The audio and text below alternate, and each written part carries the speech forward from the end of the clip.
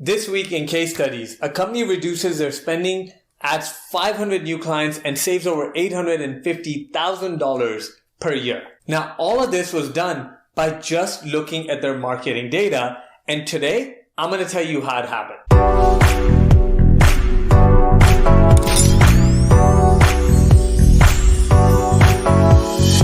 What's going on, guys? Faisal Velani here from Velani Consulting. How many of you are currently using data within your organization to make decisions? Let me know in the comments below whether you are or not. Now, recently a company hired me because of an overload of data. They had given each manager in the company access to their data visualization tool and allowed them to create metrics and reporting on anything they like.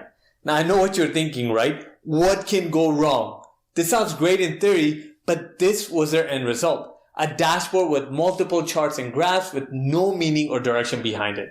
Well-defined KPIs should tell you a clear story, but their data looked like white noise. Now, as I started my work, their marketing graph jumped out at me right away.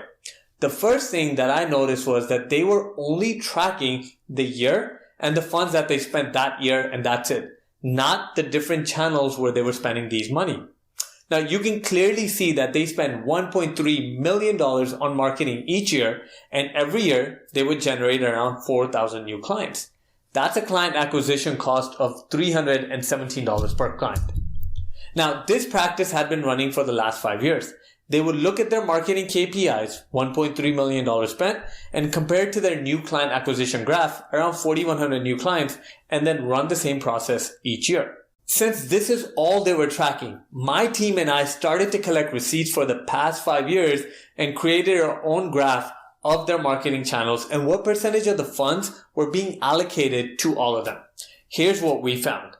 58% of the funds, around $755,000, was being spent on direct mail, and 21%, around $274,000, was being spent on social media. The rest were split between radio ads, billboards, and Google AdWords. Next, I broke down their client acquisition cost based on these channels. Now, direct mail was generating 14%, or 577 new clients out of the 4,000. That's a client acquisition cost of $1,300 a client, while social media was generating 80%, or 3,300 new clients out of the 4,000. That's a client acquisition cost of $83 per client. It's a huge difference there. It turns out 20% of their spending, which was social media, was giving them 80% of their traffic.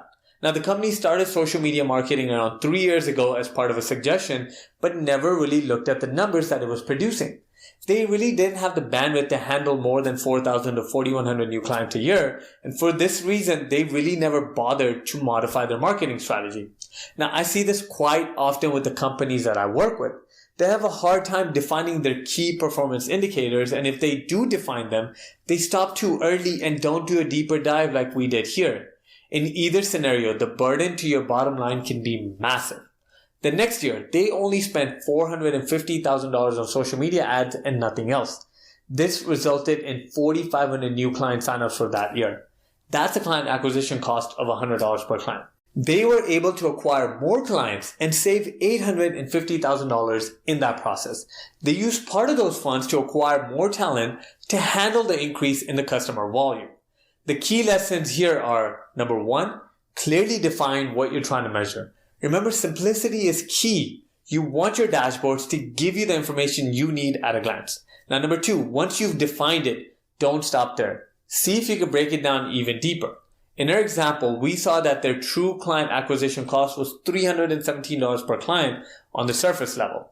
As we broke down the numbers even more, we saw an opportunity to bring their true client acquisition cost down to $100. Number three, take action. Evaluating data is useless unless if you're actually going to do something with that knowledge. Here, they were able to save $850,000 by reducing their marketing costs. Now, knowing what data to use is just part of the 5 habits that you should be adopting in your business to create a culture of growth, innovation, and excellence, or GIE. That is why we've created a special free mini course called Growth Equals Innovation Plus Excellence. Click on the link below to check it out right now, or go to velaniconsulting.com/GIE. Again, that's velaniconsulting.com/GIE and register today. Also, subscribe to my channel and leave me a comment on this and any other topics you'd like me to cover in the future. Again, this is Velani from Velani Consulting, and as usual, let's grow, innovate, and excel together. Until next time.